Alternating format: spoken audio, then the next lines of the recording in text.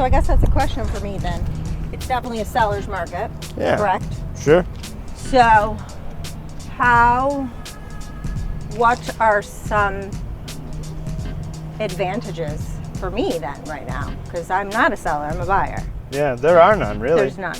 Yeah, I mean, if you're a buyer right now, there's a lot more homes on the market than there are, Fewer. There's a lot less homes on the market than there are people that want to buy them. Right, So you have to beat your competition to get the house. right.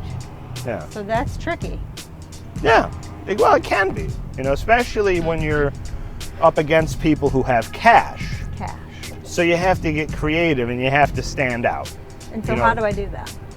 One way you can stand out is getting pre-approved versus pre-qualified. Pre-approved. What is pre-approved and what's pre-qualified? Pre-qualified is when you call your banker and you say, they're going to ask you questions and you answer them with your mouth. You say, oh yeah, my income is blank and my debt is blank, and that's a pre-qual. It's what you said with your mouth. Right. A pre-approval means the banker saw documentation of everything and he writes you a pre-approval letter. So picture you're a seller now. You already bought your home, now you want to sell it. Okay. You got a big asset here you want most money possible for. I got two buyers for you. One of them has a pre-qual with his mouth. One of them has a pre-approval with his pen. Which one do you want? Pre-approval. Why? Because he's ready to go. He's going to actually perform. Right. Yeah, he's going to close. Yeah.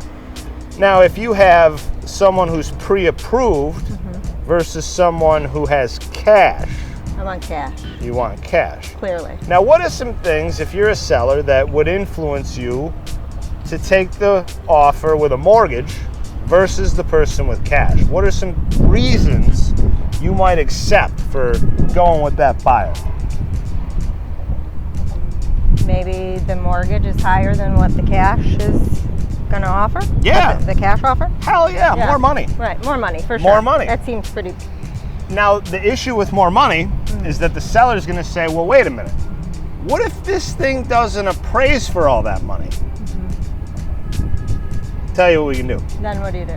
We can guarantee the appraisal in cash, in writing. Say that this buyer will make up the gap. That's one thing you can do. Okay. Another thing you can do is waive your inspection. That's risky. But you can't inspect a house you don't own.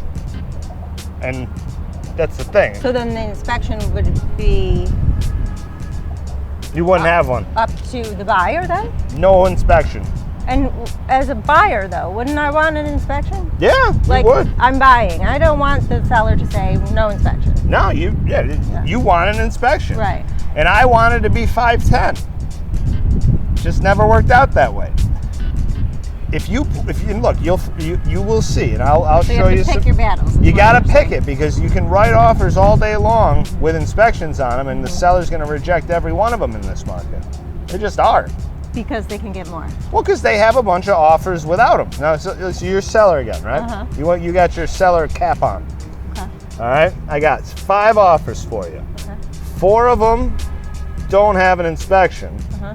One of them does. They're all within 10 grand of each other. Which one do you want? Well, me, I want the most money.